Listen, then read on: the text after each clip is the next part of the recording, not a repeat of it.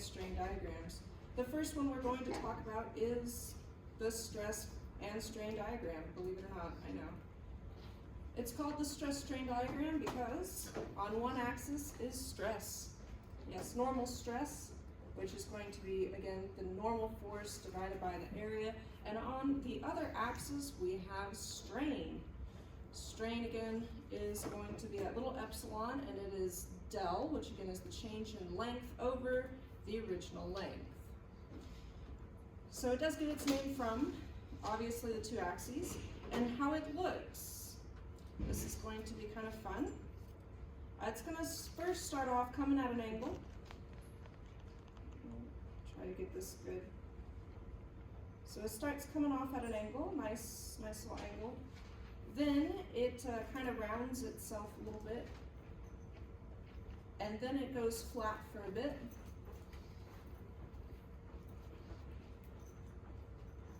And then after a little bit of being flat, then it's going to round itself again. And then it's going to do a really big bump. Yep, all the way down to fracture. That's actually pretty beautiful. I'm actually pretty proud of that.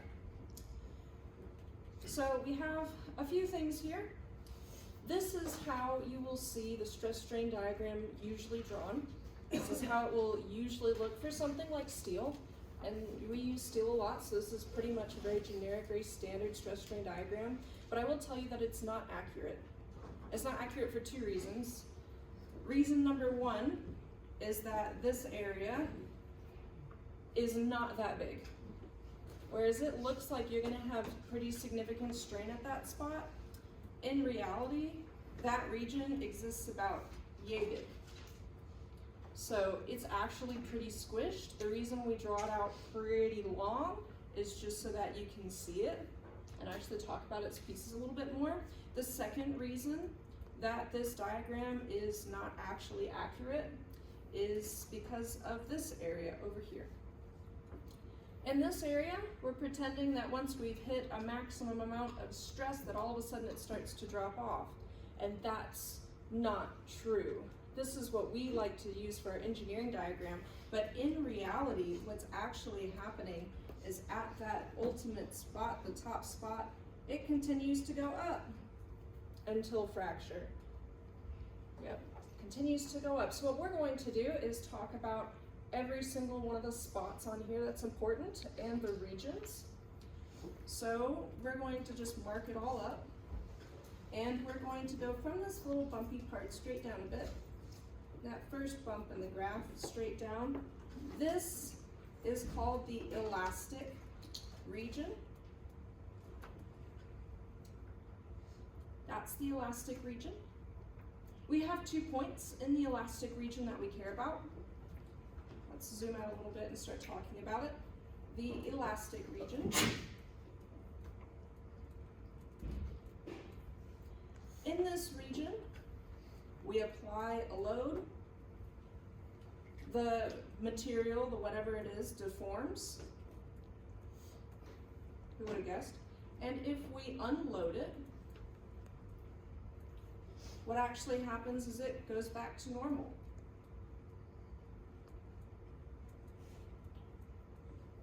So you think a rubber band, hopefully you don't stretch it too far, but if you have a rubber band and you just stretch it out just a little bit and you let go, it goes back to normal. That's because that's the elastic region of it. Technically, this is going on also for things like steel. If you put just a little bit of load on the steel and then you kind of let go and you unload it, nothing's going to happen. Now, of course, you're not ever going to see deformation of steel until we're way past this area. But technically, there is some stress when you put load on it, right? There is load divided by area, that is stress. So stress does create strain. It's tiny strain, right? Tiny strain. We're way the hell over here. You're not going to see it at all whatsoever. Again, and that's going to be times 10 to the negative 6 millimeters per millimeter. It's hella tiny. You're not going to see it. But it does do that. So if you do let go of the load, it will go back to normal. And there's 2 points that we want to talk about in this region. The first one is at the end of the straight spot. So it's kind of like at the start of the curve there. And that we're going to call sigma PL. sigma PL. And what sigma PL stands for? Actually, I feel like I should have written it sideways, whatever. Sigma PL stands for the proportional limit.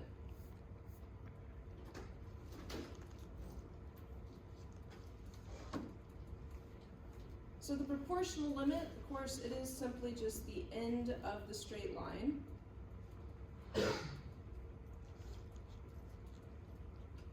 And the cool thing about this is that's literally like if you were to load it anywhere up to that point and then let go of it, it would go right back down that line, right back to 0. Anywhere past that point, it does not go back to 0. It kind of does. It is the end of the straight line, at least in the elastic region it will. But after the elastic region, if you unload it, it's not going back down to 0. But the proportional limit, the cool thing about it, it is the end of the straight line, and that straight line is a very useful piece of information for us. But let's talk about the next one first before we get to that spot. So our next point is the end of that little rounded bumpy area, and that one we're going to call sigma E. Sigma E, and that's literally just the elastic limit. I'm sure you can guess what it stands for. It is simply just the end of the elastic region.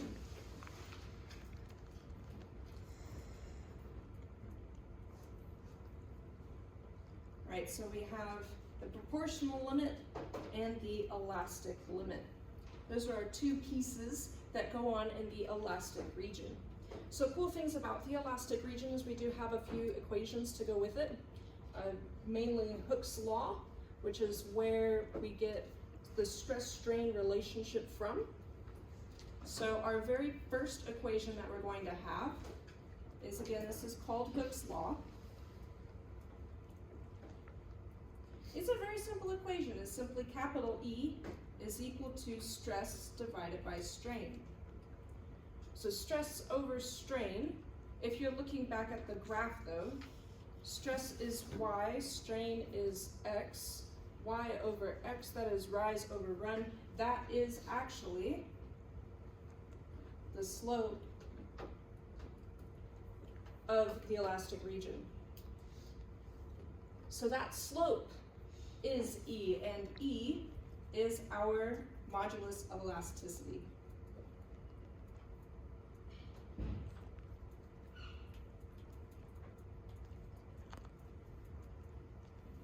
Sometimes it'll go by a different name. Sometimes we like to call it Young's modulus, after the guy who came up with it. It's kind of interchangeable.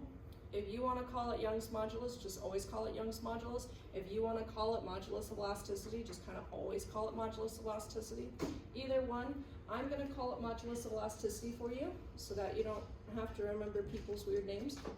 So when I say modulus of elasticity, that's E, and you know that that is E because that is the slope of the elastic region, hence modulus of elasticity. And there's one other equation that we also have, and it's called Poisson's ratio. So you don't really get to get away from that guy's name. Poisson's ratio is, it's a Greek letter, it's nu. It's like a squirrely looking V. So here you go, there's nu.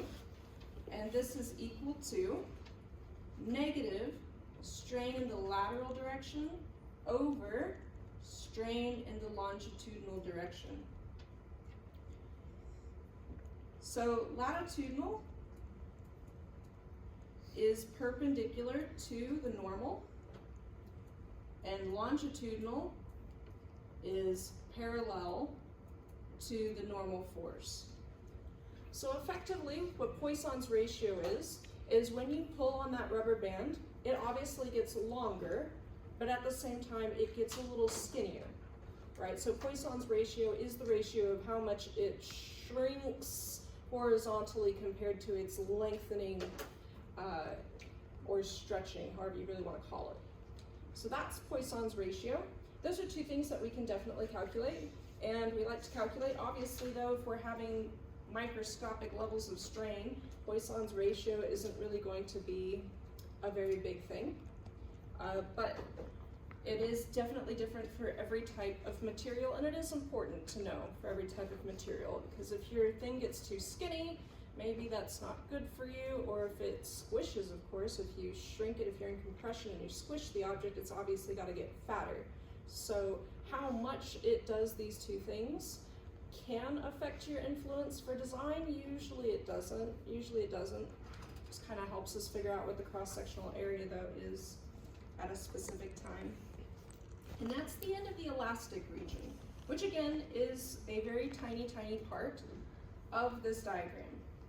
So what I'm going to do right now is I'm going to pick up all of this stuff and move it so that we have more space and we can still see our diagram. So eat away. Okay, back to our diagram. We have a few more parts. The next area is called, let's do green, I guess. The next area is obviously called the plastic region. And the plastic region does start after the elastic region, and it goes the entire way, right, for all of eternity on this lovely thing.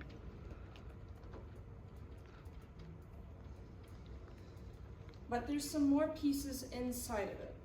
In fact, there are 3 regions inside the plastic region that we're going to talk about. So region number 1 inside of here is to the end of that straight line, that horizontally straight line there. And that region we call yielding.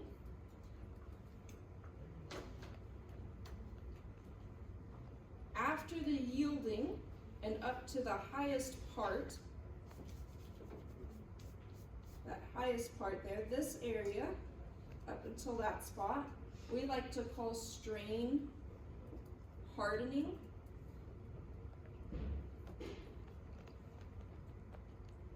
And after that spot, as our diagram technically goes in 2 different directions, right? One of which is the real diagram, one of which is our fake diagram.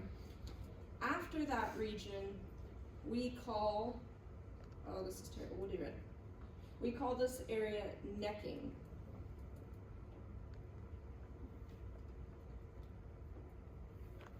So before we get too far, let's talk about these 2 different diagrams that we've got. The one that starts going down and the one that starts going up. The one that goes down, this guy here, this is our conventional diagram.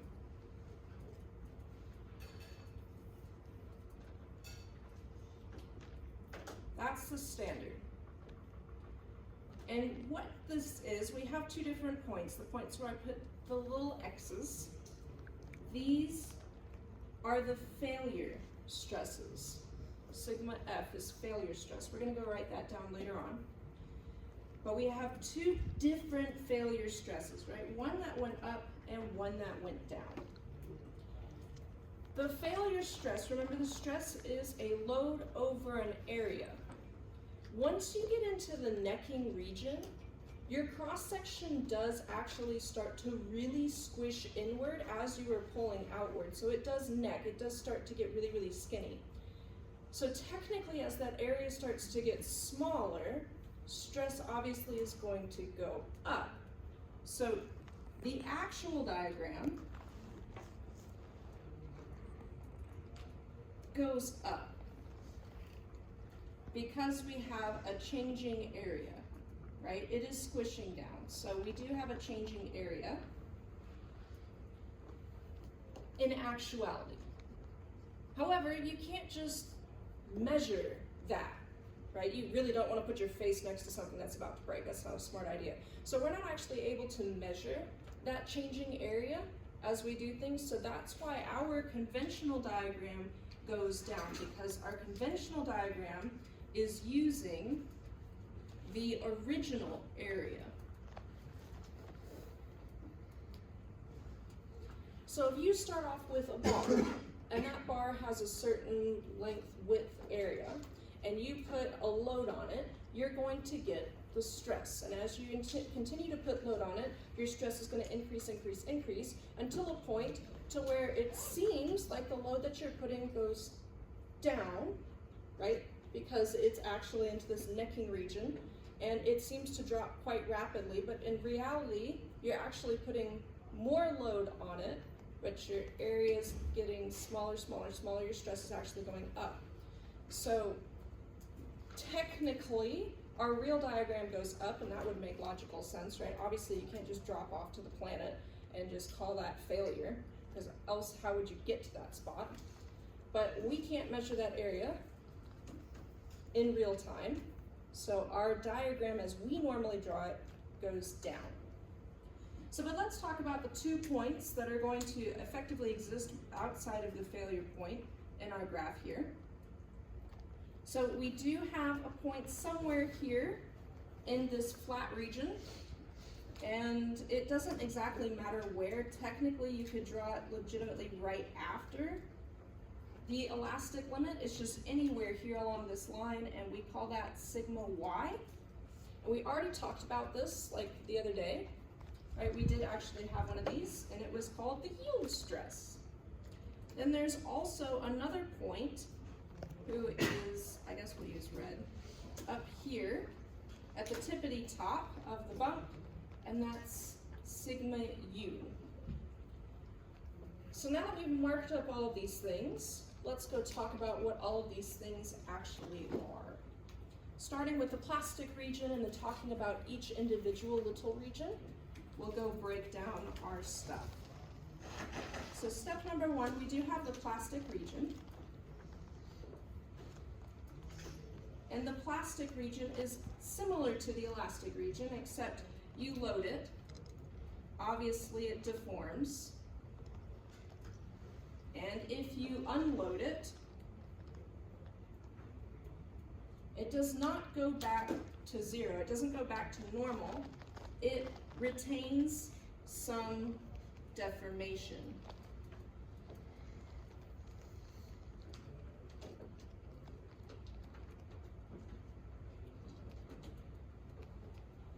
So when you unload it, it is going to retain some deformation. So what that means was in the elastic region, you could go up this line, you could unload it, it would go back down this line. That's what would happen. Now what's going to happen when we're in the plastic region is we are going to go out a little bit, and if you let go, if you unload it, it's going to go back at the same slope, but it's not actually going to go back to 0. It will go back, however, it retains some of that deformation. So that deformation we're talking about is this, right? It didn't go back to 0 strain, it went back to some strain. And when we're doing stuff, we call this an offset. So that is an offset. Sorry, this graph gets a little bit messy. So usually when we want to talk about how to find sigma y, the yield stress, technically we're assuming that line is very, very perfectly flat. In reality, it's not necessarily flat. Some materials, sure, it'll be flat. Some materials, it won't be flat. Some materials, it'll be an ever so slight incline. Sometimes you'll have your stress, it'll go up, it'll peak, and then it'll magically drop some, and then it'll be kind of flat, or maybe it'll do some little up, down, all throughout that yielding region, and you go, how do I pick the actual yield stress? How does one pick what sigma y is? What point along that horizontal do you pick? And technically by ASTM standards, the American Society of Testing Materials, those people have a way, and it's called the 2% offset method. And 2% as a decimal is 0.0, I think it's the 0.2% offset, it's 0.002. So you go out to your offset spot, 0.002, you go out to the spot, you copy your little elastic slope, and that spot there is actually what you call yield stress. I'm not going to necessarily ask you to do that. Okay, that's a bit ridiculous. It's not hard, right? It's not hard, but technically that's how it's done. But as long as you know that anywhere in that flat area technically should all be the same. If it's not the same, obviously you have to do the offset method. But technically in there, it should all be the same, and that's where sigma y is. So let's talk about sigma y and what that actually means. But first up, we're talking about our yielding region. Inside of this plastic region, right, we have 3 regions. The first one is yielding. Yielding means that there is a change in length under a constant load.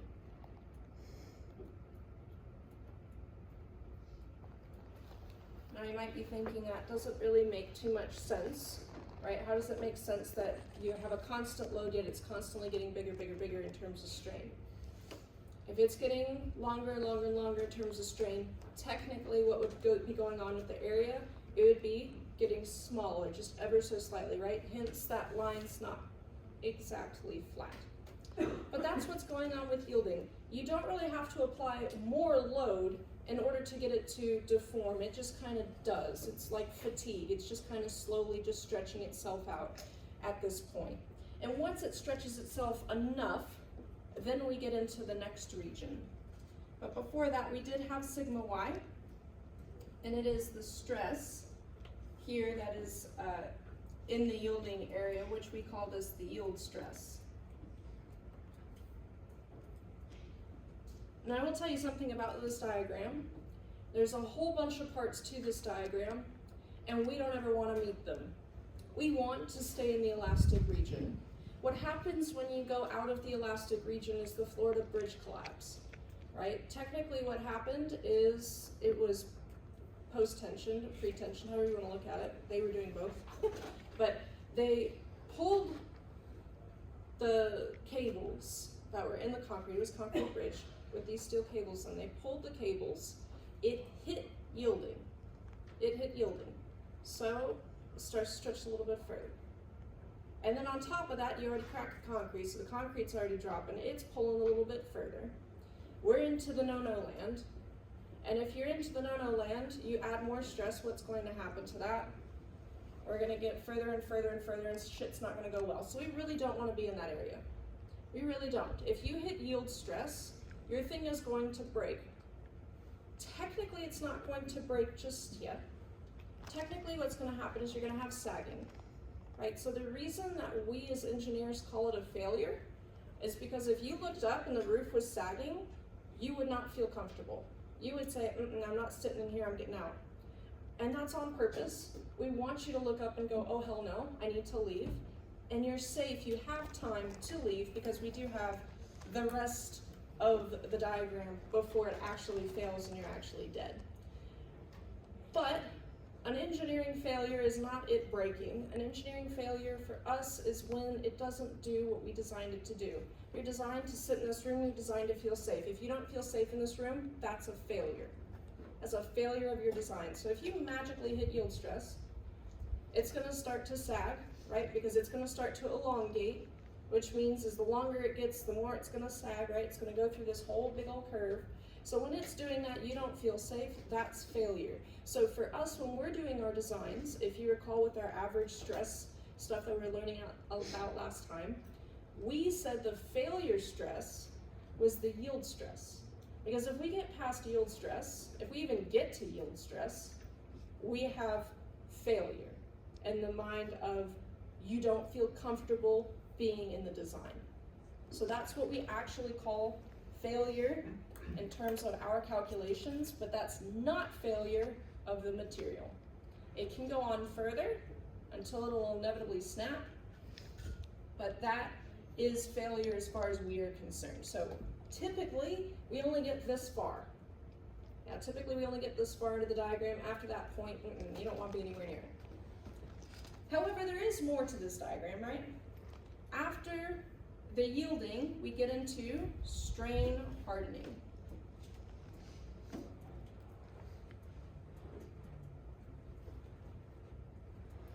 It's kind of an interesting word, strain hardening. What happens is it's starting to pick back up load. It gets to a point, it's like I've elongated so much, and you know what, at this point, I think I can get more load. Why does it do that? Gotta love materials. That's the strain hardening of it. So we have an increase in load to increase deformation.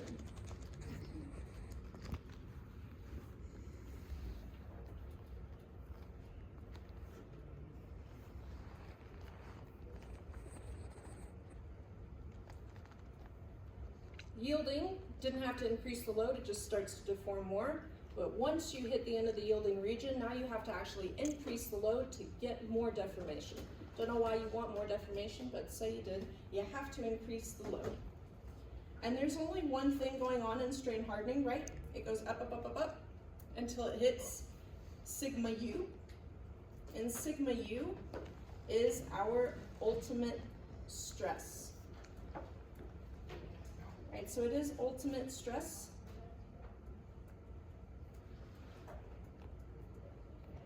And it also is the maximum stress on the system, though we're going to put that in air quotes.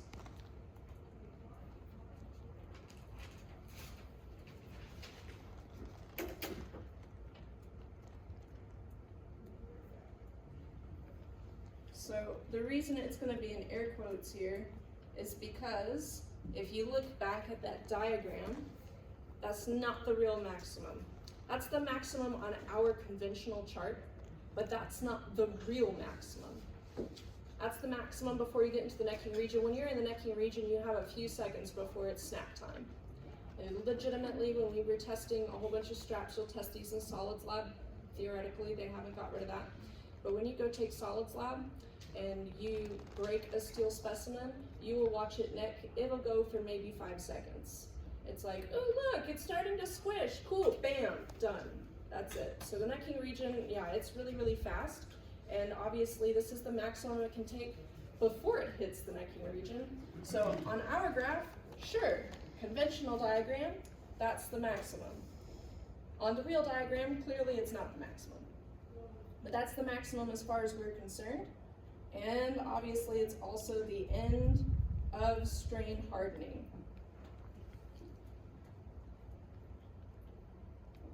Because once you've hit the end of the strain hardening, now it starts to neck.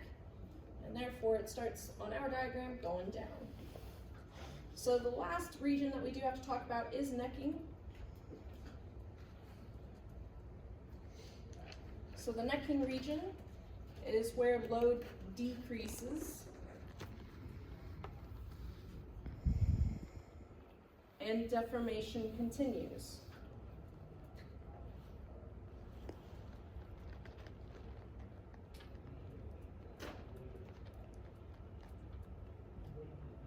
We actually see, visibly we can finally see a change in width of the specimen. And you can physically see it start to squish inwards until it snaps. And the only thing that's going on in our area of necking is sigma F. Right, sigma F, which again we did say was the failure stress.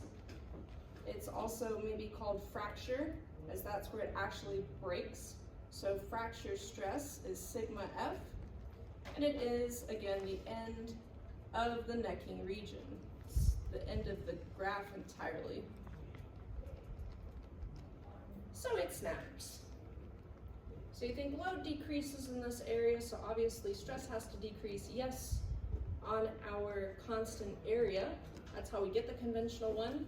But technically, there's two parts to create stress, and when your area actually rapidly gets smaller, technically your stress rapidly gets bigger. So yes, whereas your load might be going down a wee bit, your stress is skyrocketing. So technically, our diagram goes up. The real diagram, if you could actually make it, it would go up. But our diagram is going to go and just drop off. So that's everything as far as the stress strain diagram for normal stress, normal strain. However, remember that shear stress is a dude as well. right? We do actually have shear stress. But there's one other thing that we kind of need to talk about with the normal stress before we get to that, and that is the two types of materials that we have that we can use. We have brittle materials and we have plastic materials. So with our lovely, we'll go sideways instead. With our lovely diagrams, they don't need to be too fancy here. We have, that was pretty ugly. But with our lovely diagrams here, with our stress strain diagram, brittle materials go out and stop.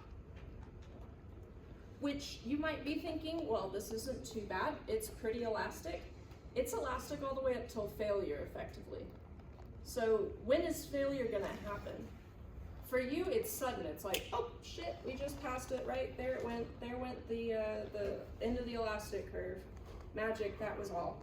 So brittle materials, really bad, because again, in a safety sense, you want to see failure, quote unquote failure. You want to see when it starts to yield. You want to see the sag. The sag tells you, get out. Get out before you die, right? So everybody wants to see that, oh my God, something bad's happening, I need to leave.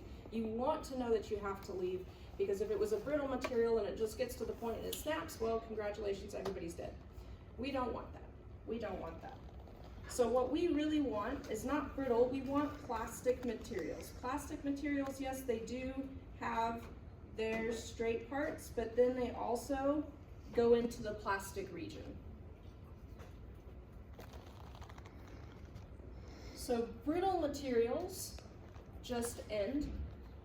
Cast iron's a pretty brittle material. Steel's a pretty plastic material, obviously, as you can tell by that whole stress strain diagram.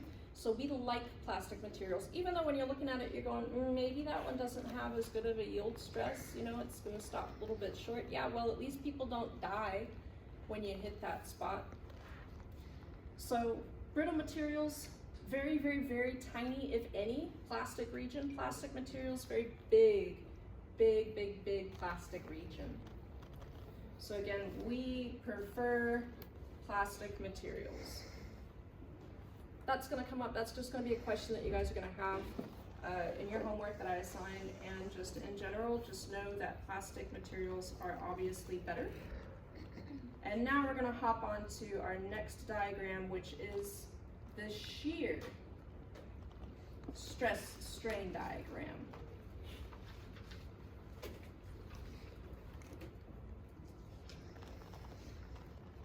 And the fun thing about the shear stress strain diagram is sometimes it looks exactly the same. Yeah, sometimes it actually looks the exact same. It kind of depends on the material, but a kind of more typical diagram that you might see for shear stress and shear strain is kind of a more shortened diagram.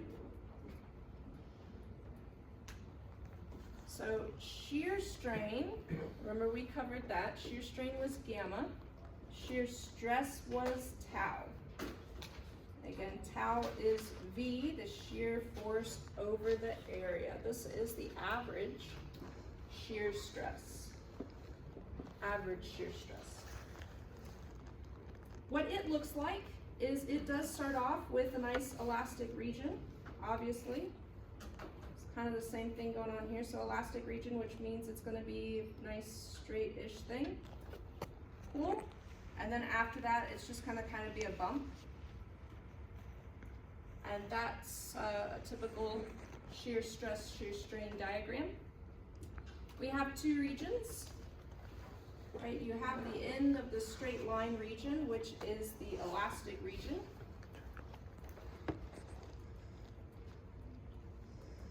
And then after that, you have the plastic region. So again, looks very similar to our brittle versus plastic material kind of diagram, right? This looks more like our plastic material. Yeah, that's a very typical stress strain diagram that we're gonna see. And it does, as you can see, have a stress strain slope in our elastic region. right? We do have this area here, the slope of our elastic line, but that's not Young's modulus, that's not modulus of elasticity. No, this is a different thing. This is going to be G, capital G. So G is equal to the shear stress over the shear strain, which is tau over gamma. And this is Hooke's law, but in shear, right? Because this is the shear stress to shear strain. So it's kind of the same thing. He did invent the fact, did not really invent, he did come up with the beautiful diagram here, yes, with the whole fact that this is his slope, and this slope of this linear line is his little magical thing, stress versus strain. But this is shear stress, so it is the one in shear. And G, we call this not the modulus of elasticity, this is the modulus of rigidity. Yes, this is the modulus of rigidity. And technically, there's one more little equation that we're going to cover, just one more, and that is that there's a relationship between the modulus of rigidity and the normal stress strain things, which is the modulus of elasticity and Poisson's ratio. And that equation is E, the modulus of elasticity, over 2 times 1 plus Poisson's ratio. So ta-da. So what we're going to do next time is that we're actually going to use these equations. We're actually going to calculate some of these properties and talk about how we can use our stress strain diagrams and figure out things about our materials. But for today, that is the end of this topic.